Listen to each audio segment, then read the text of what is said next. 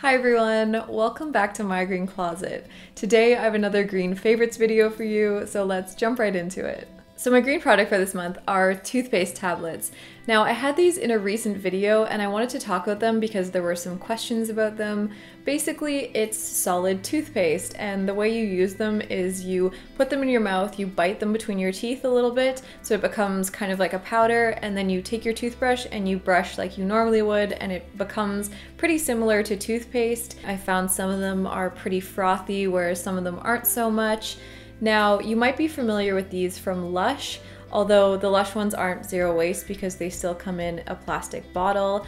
I get mine at a local unpackaged store. I buy them in bulk, just in a container, so unfortunately I don't know the brand who makes these ones, but I think there are some different companies that make them. Somebody also was asking about fluoride, and these come both with and without fluoride. I think these are a great zero waste option to toothpaste, and they're also really good for traveling, super easy to travel with, and you don't have to worry about toothpaste spilling or security or anything like that. So the brand I want to share with you this month is Folk Fibers, which is not a fashion brand, but she makes these beautiful naturally dyed quilts.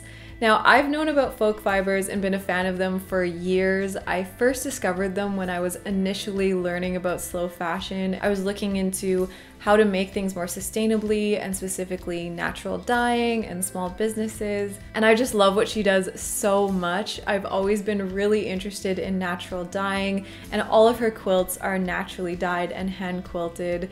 And there's just this really beautiful tradition and craft that goes into quilting that, yeah, I just think her work is absolutely stunning. So I wanted to share that with you. The quilts, of course, are not at all cheap because they're all handmade, but yeah, if that's something that you are interested in and investing in a beautiful piece like that, I really recommend checking out Folk Fibers and also just following them on Instagram, because the behind the scenes I think is really fascinating to see what goes into natural dyeing and also making something like that. The book I want to share with you this month is Women in Clothes. Now, I've always been so interested in why we wear what we wear and how we get dressed, and this book is basically all about that. It's a ton of different interviews with women about clothing and style and why they wear what they wear and just what their thoughts are on fashion, and I think it's absolutely fascinating and really interesting to hear all of these different perspectives. It's quite a big book. I've been reading it for quite a while because it is just short interviews, so I read one at a time. But if you're interested in that kind of thing, then this is a really great book. And the new thing I learned this month is that a robot sewing factory is opening up in Arkansas, or it might even already be open. And this I feel really conflicted about, because robot sewing clothes obviously on one hand means that there aren't any ethical issues around how those clothes were made, because robots don't need fair wages or safe working conditions. But making clothes is also a huge industry. What really concerns me about this though is that they say this one factory can produce 1.2 million t-shirts in 1 year.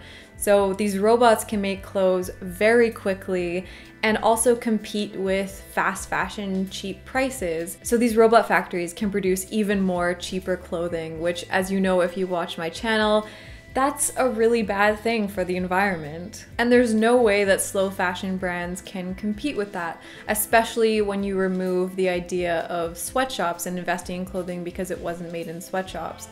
So anyways, I just thought that this is something really interesting. Obviously, the future is going more to automation and robots and that kind of stuff. And I would love to know what you guys think about that. Do you feel very conflicted? Do you think it's a good thing? Do you think it's a terrible thing? I would really love to know your thoughts. The blog I want to share with you this month is my own blog. A bit of self-promotion because I recently launched a new blog over at mygreencloset.com and I'm super excited about it. I've transferred over some of my old posts, but I'm also creating a lot of new content there. I'm posting there things that maybe don't work as well as a video, also just extra information and all kinds of different topics. I have some recent posts on the ethics or if it's authentic to edit photos, finding reliable information online and where to look for that, and there's a bunch of other stuff there as well. So if you like what I do on this channel and you'd like more content or extra information, then I would love for you to go check it out. So I hope you enjoyed this month's video. As always, I'd love to hear your thoughts and your favorites in the comments. Thank you for watching, and thank you so much to those of you supporting me on Patreon, and I'll see you in the next one.